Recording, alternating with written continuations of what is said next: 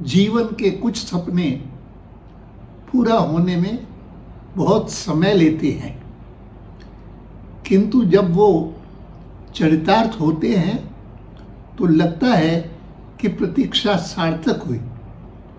ऐसा ही एक सपना जो मेरे हृदय के समीप है अब पूरा हो रहा है।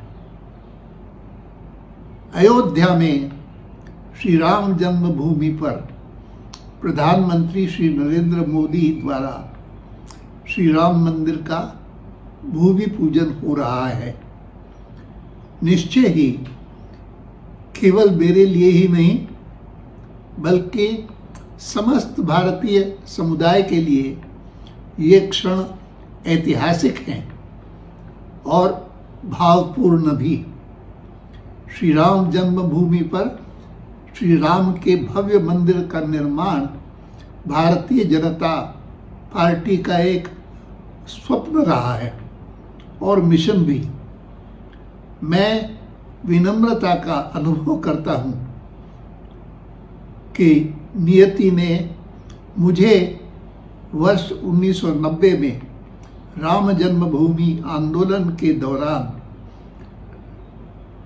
सोमनाथ से अयोध्या तक राम रथ यात्रा का दायित्व प्रदान किया और इस यात्रा में ने असंख्य लोगों की आकांक्षा, ऊर्जा और अभिलाषा को प्रेरित किया।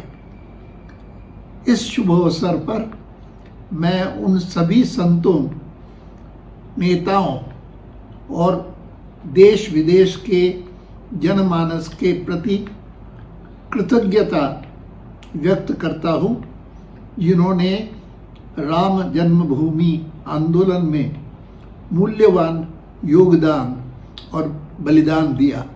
मुझे इस बात की भी प्रसन्नता है कि नवंबर 2019 में उच्चतम न्यायालय द्वारा दिए गए स्पष्ट निर्णय के फलस्वरूप श्री राम मंदिर का निर्माण बहुत शांतिपूर्ण वातावरण में प्रारंभ हो रहा है।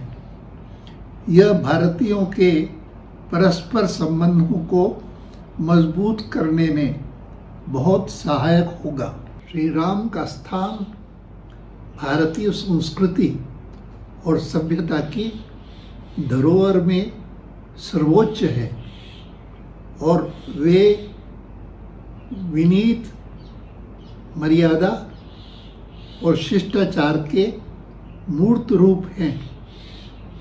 मेरा मानना है कि श्री राम का यह मंदिर हम सब भारतीयों को श्री राम के इन गुणों को आत्मसात करने की प्रेरणा देगा।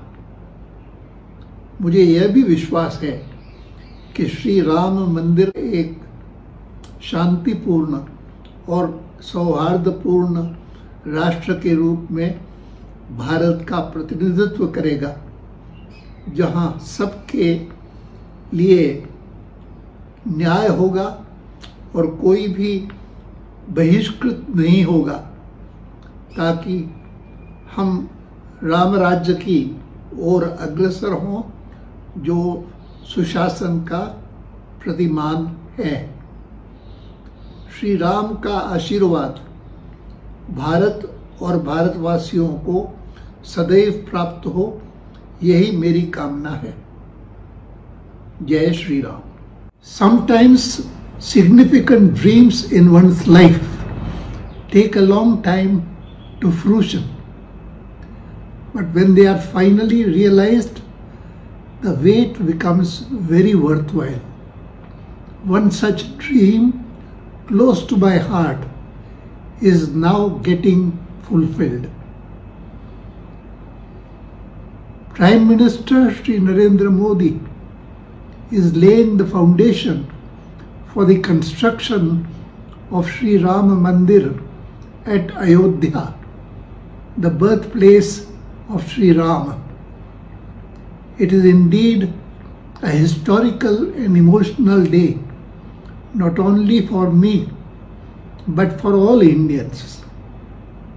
A grand mandir for Sri Ram at Ram Janmabhoomi has been a desire and mission for the Bharatiya Janata Party. I feel humbled that during the Ram Janmabhoomi movement, destiny made me perform a pivotal duty in the form of the Rama Ratha Yatra from Somnath to Ayodhya in 1990, which helped galvanize the aspirations, energies, and passions of its countless participants. On this auspicious occasion, I want to express my gratitude to the scores of saints, leaders, and people from India and the world over who made valuable contributions and sacrifices in the Rama Janmabhoomi movement. I am also very happy that due to the decisive verdict of the Supreme Court in November 2019, the construction of Sri Rama Mandir is getting started in an environment of tranquility. This will go a long way in strengthening the bond between Indians.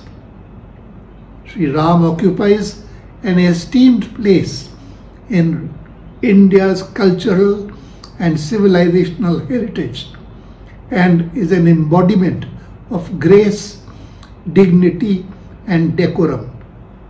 It is my belief that this temple will inspire all Indians to imbibe his virtues. It is also my belief that Sri Rama Mandir will represent India as a strong, prosperous, peaceful, and harmonious nation with justice for all and exclusion of none, so that we can truly usher in Ram Rajya, the epitome of good governance. May Sri Ram bless India and her people always. Jai Sri Ram. Subscribe us and press the bell icon for more interesting updates.